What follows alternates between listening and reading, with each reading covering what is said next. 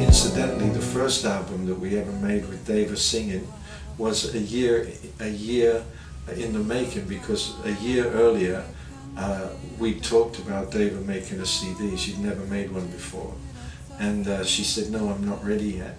And then a year later, she said, "I'm ready now." And then we discovered the Gayatri Mantra, which she was singing as a child.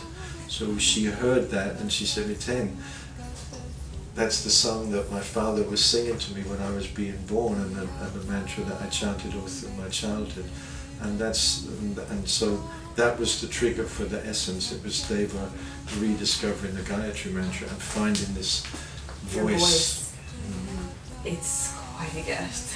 It's really divine. And when you're doing the mantras on a repetitive basis and you really practice with them, you can almost feel the inside of your skin vibrating. Tell us a little bit about the mantras and how it really works with the inner workings of our bodies.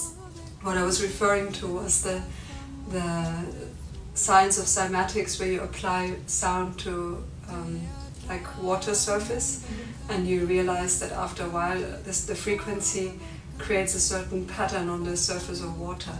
Every frequency, different pattern. And so you see that sound has an effect on matter.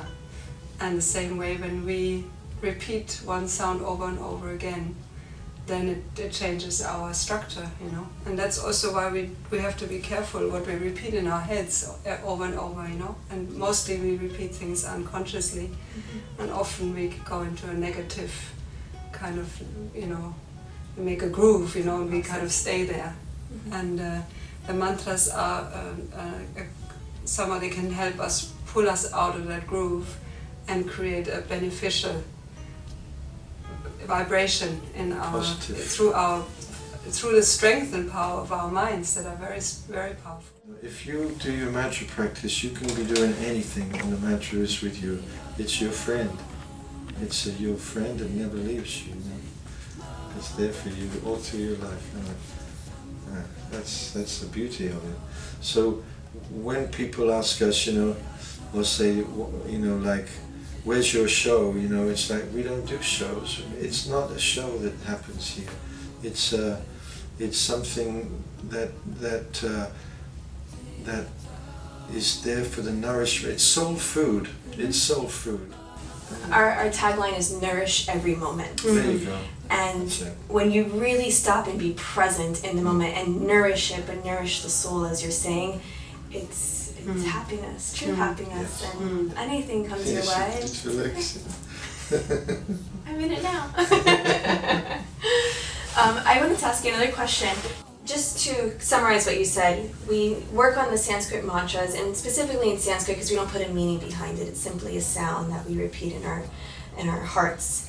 And we use that and we take that with us every day and every moment. And it really feeds our soul into the true happiness, so that anything comes our way, the peace is within that mantra. It's true, but you know, you can't force it. You know, the thing with the mantras is you have to befriend it. You know, it's not like, now I'm going to take it through my day, and now, because then you're just doing the same as you've been doing with other affirmations. It's more about, you know, like, be a scientist, investigate. What sounds speak to me? Like if you were saying about the Gayatri or a mantra that speaks to you, then start to make friends with it. See what it means, see how you relate to it, see what happens if you say, "I'm going to chant it." Okay, to make friends with this, I need to commit myself to it. I need to say, "I'm going to chant this for 21 nights before I go to sleep." I have the CD, Deva is chanting. She's chanted 108 times, so I'm going to put the CD on. That's and I'm going to choose the mantra Om Shanti, which is for inner peace. It's very simple, Om Shanti. And I'm going to 21 days every day before I go to sleep, I'm going to chant that, and that's it. And then you see what happens. If that one resonates, if you find, wow, I'm in the supermarket and I'm feeling Om Shanti, oh Om Shanti, oh. That's how it works. It doesn't work like I'm going to do Om Shanti. Feel really peaceful. So yeah, you help yourself, you feel, you know, it's a sensual connection. Right, right. Yeah. And one last question.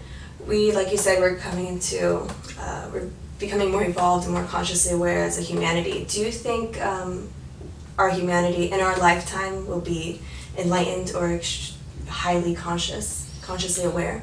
Well, it's always been, there's always been enlightened beings ever since Buddha. There's always been enlightened beings, and there's always been unenlightened beings. That's not going to change. There's always So there's always going to be enlightened beings. there's always enlightened beings on the planet. Sure. That's the good news. Oh, Yeah, that's the good news. thank you so much.